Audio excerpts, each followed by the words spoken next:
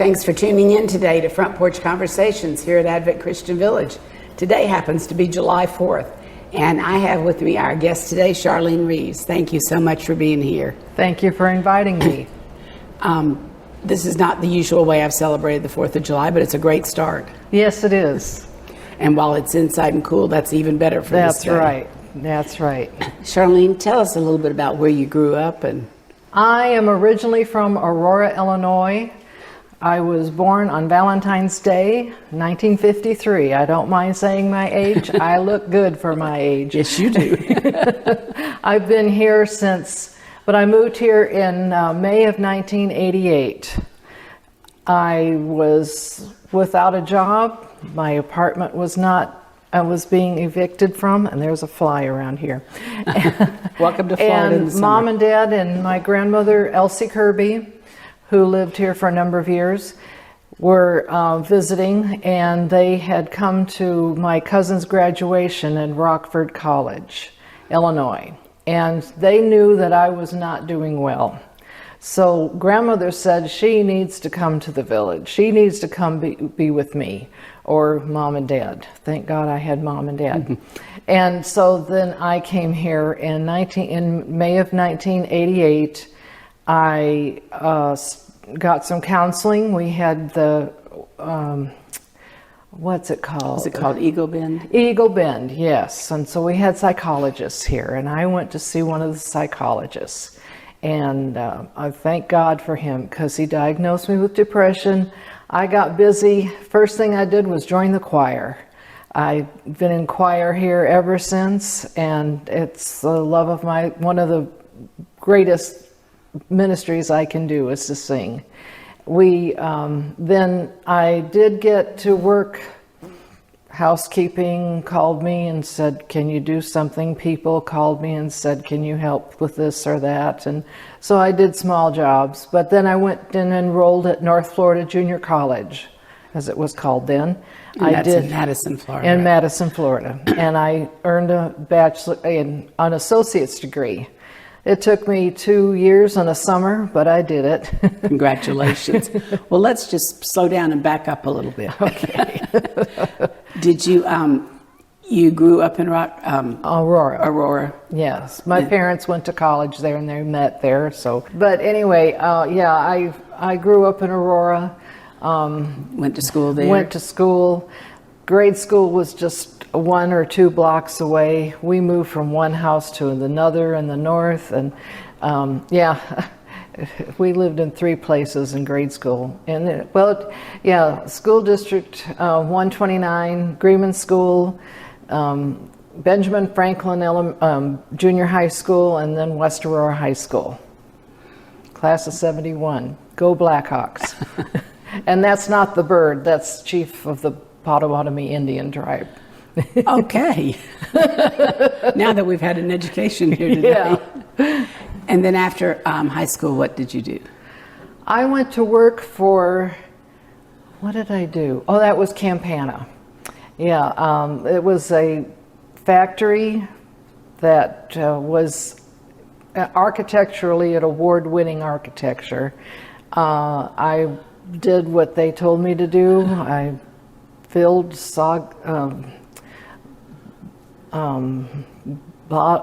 tubes of shampoo. I filled AIDS-reducing plan candy boxes and made the boxes. And it was just a small factory, and they had made a lot of things, and they put me to different jobs, and that's what I did. That was my first job. And I forgot to ask you one other question. Do you have siblings? I have one brother. And tell us about him. Steve Reas is 2 years younger. He's my big little brother. And he lives here with his wife, Brenda. When her family lives here, Marvin and Lorraine Casey and her brother, Wayne Casey, works at the library. So there is a family at this village. I have family, yeah, sort of. My parents are both deceased. I have 9 family buried here at the village. I'm a 3rd generation member of the village now, but we are 4 generations of friends of the village. I had a great-grandmother that lived in Live Oak when my grandfather was pastor of the Live Oak Advent Christian Church, and she lived with them for a while. And Ina Hart used to write a article in the Witness that was always on the back page, Old Folks at Home, and there's a paragraph about my great-grandmother in there. And for those of people, this fly is happy to be here. Yeah. Sorry. Charlene, tell us about, for our viewers who don't know about the Witness, what that was and who Ina Hart was. The Witness is Advent Christian denominational news. It's still published by the Advent Christian General Conference, and it is a month. I think it's quarterly magazine that our denomination puts out. And what was there? Ina Hart was a longtime member of the village. She lived across from Carter, where Carter House is now, and she had what was a quadplex. She saved everything. She wrote everything for the Witness and the Friendly Neighbor News. I think she started it. And her name is around here, and that's one thing. I volunteer at the archives, so I know there's all kinds of information about Ina Hart. And the last I remember calculating, the Friendly Neighbor News had been published continually, I think, for over 40 years. I think so, yes. Yeah. And it's still friendly, neighborly, and news. And that's the thing, is I came here when I was a baby. I had to visit great-grandparents in Lake City, and then we came here when I was 10, that I remember. And well, we came here when Steve was born too, so that was 2. I was 2 and he was 1, or baby. But we came here and visited Grandma and Grandpa, and I went swimming in the Swanee River with this when this was a home for children. I went swimming, and we didn't have any pools. We had to use and it wasn't White Sands. It's where the boat ramp is now. That's where we went swimming. That picture in the hall across from the old pavilion room and what's now the library, I remember that picture being taken. I was told to get out of the picture because I'm not a child of the village, but I think Steve's in that picture. Well, you and yourself are a living legacy about the village. Oh, I know a lot about it, yes. I remember being, that I was never invited to go into the building the DeLong Hall. I remember DeLong Hall. I remember Dowling Hall. I was in that building. My great aunt lived there in a little one room, bathroom down the hall. Everybody ate their meals together on the first floor. That's before the Civic Center was built. And we ate there quite a lot. So, but I knew children here, and they invited me, but they never invited me into DeLong Hall, although one said she would have if I'd known about it. And but when they built the cottages, I was invited into Colton Cottage, which is the cottage that burned. But she invited me to see her room, and I still am touched by that to this day, that one of those girls wanted me to see her room. We had, I guess, moved on. We were at your earliest jobs before I asked us to take a trip back through history. Jobs. When I graduated high school, I prayed, Lord, what am I going to do? What should I? And he said, you're going to work various jobs. So I worked a lot of jobs. I had Gossard was well, let's go back. Okay, I went to Campana. With Campana, I was able to go to Longview, Texas, to Laterno College, had a program called Giant Step. It got me away from home. It got me loose from my mother's apron strings. I needed that. And I went there for a couple of semesters. I was not a good studious student, so when that was done, I came back home and worked for the H.W. Gossard Company. They made women's lingerie and foundation garments. And doctors recommended their girdles for people with bad backs, women particularly. And I bet there are people watching today who couldn't tell you what a girdle was. Maybe, but some of us are glad of that. Yeah. Well, today we just body shapers today. Mm-hmm. But there was a woman when we were closing, because the company absolutely is no more here. It's still in Great Britain, I believe. I've gotten that on Google. Anyway, that was worked there for about 5 years until they closed. And then I worked various jobs after that until I moved here to the village, and I've worked various jobs here too. Housekeeping, got into Dossier Manor. Well, that's an interesting story too, because before Dossier Manor was built, they had assisted living in Walker Cottage. And I would bring their meals from the dining room, their supper meal from the dining room to Walker Cottage. And so they would invite me in, and back then they'd say, I don't want to eat this supper. I just don't need that much food. Charlene, you come and help us. You join us. So I'd sit there and be with the residents, and that was, I've always enjoyed older, O-L-D-E-R, as my great aunt Vi used to say, people. They just have stories to tell, and we enjoy talking. So then that got me into working at Dossier Manor. And then that got me into being a CNA, a certified nursing assistant. And then that petered out I won't go into that. And then I went to work at the nursing home, and I was hired to work in activities. And then I was hired to work hydration, and I was still CNA.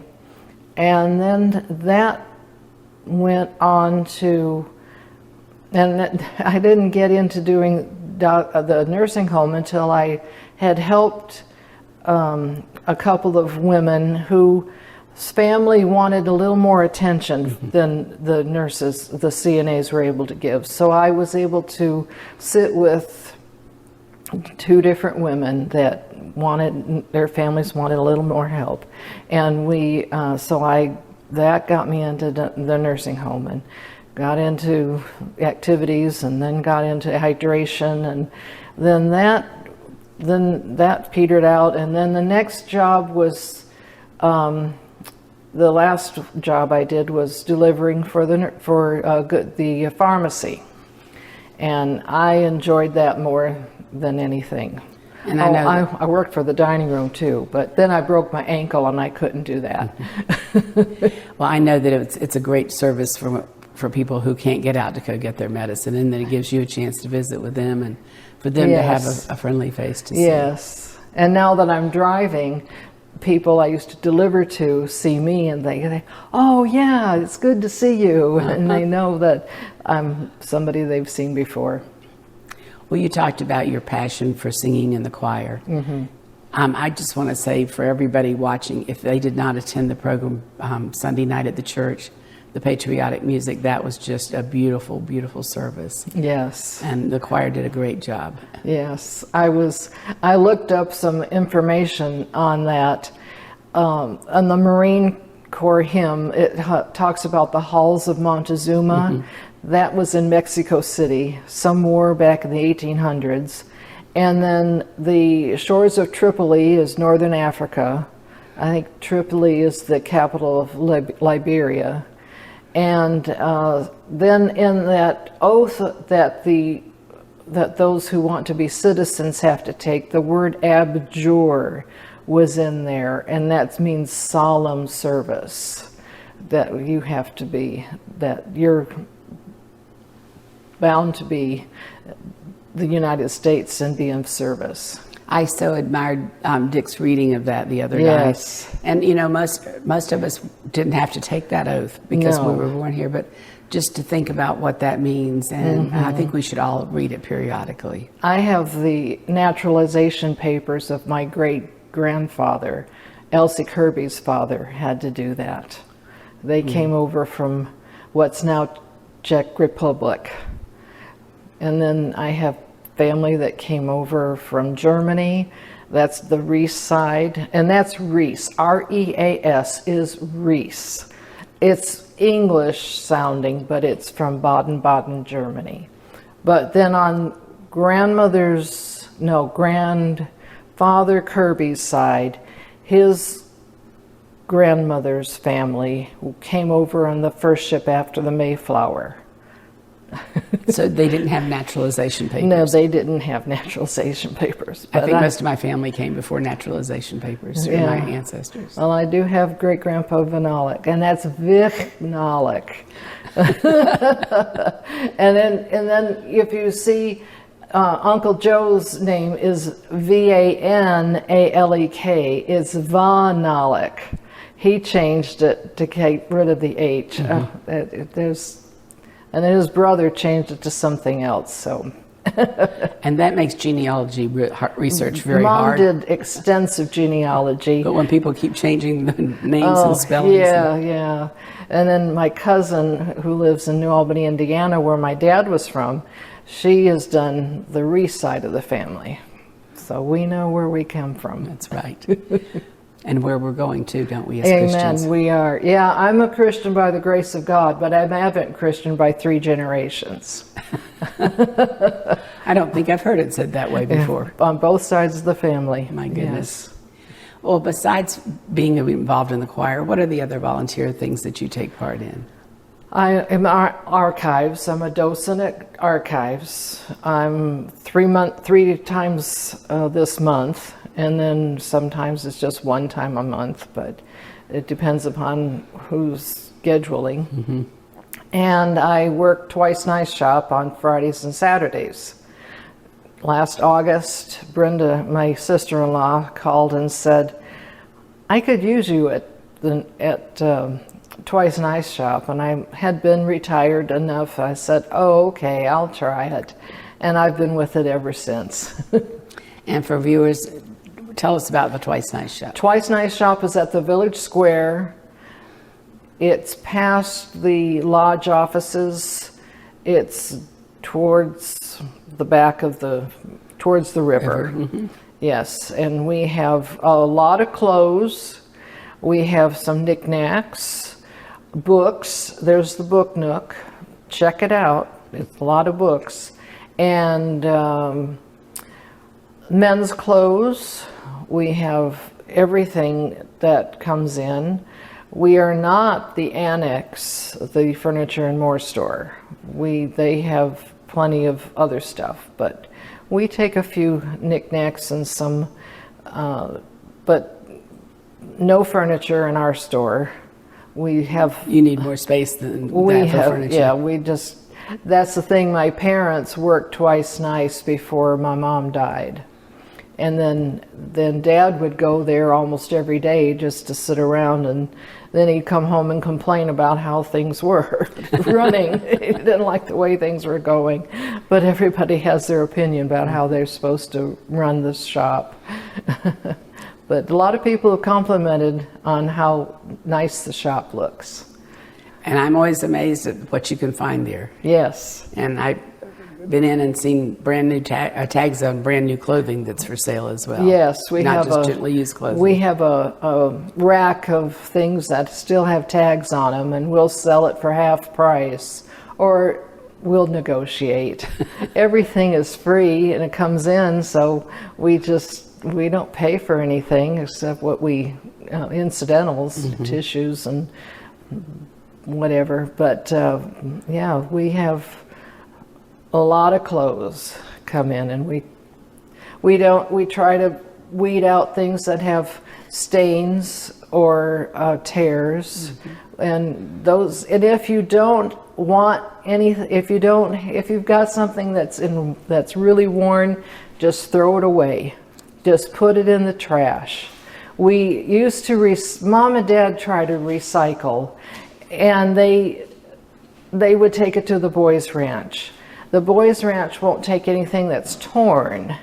And I was like, why? And then I've learned that if it's something that does get recycled, they send it to a third world country, and if they don't want it, they'll send it down the river, so it just pollutes the river. So just throw it away here. Just throw it away, put it in the landfill. That's the best place for it. Well, I think probably all of us have stuff we've just thought we should keep forever. Yeah. I wanted to go back a minute to talk about the shops. The different shops at the village are all run by volunteers. Yes. And they are also, all their earnings go to the benevolent fund here at the village, which is amazing what amount of money they've raised through the years to support over $2 million. $2 million. So we've even bought a bus. One of the shuttle buses was bought. Oh, I remember when that was purchased. Of course, I remember the old bus that was bought with S&H green stamps. Now there's a story. Yeah, that's going back. There's a picture in archives of my great Aunt Bessie coming off that bus and Ken Steincypher helping her off. And that's my grandmother's older sister who's buried here by the water tower. She was put away beautifully, let me tell you. Just for those people, I'll just give a quick little. The green stamp bus was the idea, I think, of Pomeroy Carter. And he had asked everybody in the denomination to go out and start saving their green stamps and sending them here. And it got to the point that I think the postman just could not believe he had to bring all those stamps here, books of stamps here. Yes. And then I think when they took them to Jacksonville to redeem them, it took 2 truckloads, I've heard. And that may be not the most accurate account, but I think it's a fascinating story. Yeah, it is a fascinating story. I remember collecting them and putting them in the book. Yeah, when we send them on. Of course, we came down here every other year to visit grandparents, and so that's when we'd go swimming and go to church, and we went to the chapel. My grandfather preached there, and my family, we have names of family all over the place on these plaques around. Charlene, you're also involved in church activities other than choir. Yes, correct? I'm active in our Women's Home and Foreign Mission Society. I'm secretary of our circle that meets the second Tuesday of every month. Except in August, we're meeting on the third Tuesday because of conflicts with General Conference Convention. And I am secretary of the Coordinating Council of Bixler Church and the Village Church. And I'm also just elected secretary of I've been secretary of the Southern Region, WHNFM, and the Florida Conference, WHNFM. And I also make the handbook for Florida Conference, WHNFM. I think you have to grow up an evident Christian to be able to say Women's Home and Foreign Mission Society, WHNFMS. I always get the letters out of place when I try to say it. Women's Home and Foreign Mission Society. And they do great work around the world, is that correct? Yeah, we have done, they started out as supporting missionaries to India. And that's been over 100 years ago. And now we're just supporting different ministries through the conference and the denomination. Bread of Life is a big feeding in Mexico and India, different places. I don't know where we just do a lot of donations or supporting ministries all over the world. And I know we have at least 2 missionaries, former missionaries that were missionaries to India, living here at the village. Yes, Marvin and Lorraine Casey were in India, and Barbara White was in India. And Laura Putnam was in the Philippines. We could go on and on, couldn't we? Well, I get Laura Putnam and Laurie Watton mixed up. I thought their pictures, they looked so similar. And it wasn't until I got here and I could see where they lived that I could separate them and know who's who. Well, it has been great talking with you, and I know we could talk lots longer, but we'll let our viewers take a rest now. Oh, yes. But please tune in another time for Front Porch Conversations from Advent Christian Village.